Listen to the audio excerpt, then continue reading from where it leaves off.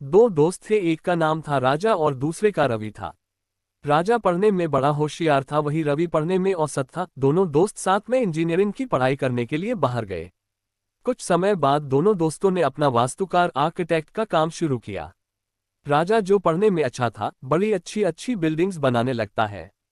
राजा के द्वारा बनाई गई बिल्डिंग्स बड़ी ही सुंदर और सभी छोटी छोटी चीजों का अच्छे से ख्याल रखकर बनाई हुई होती थी। वहीं दूसरी तरफ रवि की बिल्डिंग्स देखने में कुछ खास नहीं होती थी और रवि की बिल्डिंग्स में छोटी छोटी बारीक चीजों का भी ख्याल रखा नहीं जाता था। दोनों की वास्तुकला में जमीन आसमान का फर्क था, पर फिर भी रवि की बिल्डिंग्स की हमेशा ही सराहना की जाती थी और राजा की वास्तुकला की कहीं भी कोई चर्चा नहीं होती। ऐसे ही समय बीतता गया, रवि बड़ा मशहूर वास्तुकार बन गया। वहीं दूसरी ओर राजा जो सुंदर और मजबूत बिल्डिंग बनाता था, मशहूर नहीं हो पाया। पर राजा के काम के बहुत सारे कद्रदान बन गए थे जो जानते थे कि राजा का काम रवि के काम की तुलना में ज्यादा अच्छा है। रवि जो भी बिल्डिंग बनाता उसे हर अखबार और समाचारों में बड़े अच्छे तरह से दिखाया जाता और उसकी प्रशंसा की जाती। रवि का काम लोगों को काम पसंद आता, पर समाचार में प्रशंसा करने वाले रवि की ही तारीफ करते न थकते। वही राजा के काम को लोग पसंद करते थे।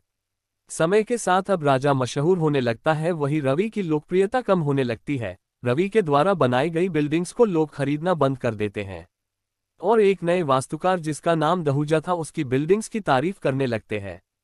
हालांकि दहूजा का काम भी किसी भी प्रकार से रवि से अच्छा नहीं था।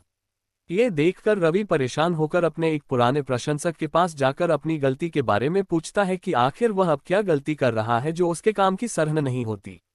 तब रवि के बूढ़े प्रशंसक ने रवि से कहा, तुम कभी भी अच्छे वास्तुकार नहीं थे, तुमसे अच्छा वास्तुकार तो हमेशा से ही राजा था और राजा आज इस दहूजा से भी अच्छा है जिसकी हम तारीफ कर रहे हैं।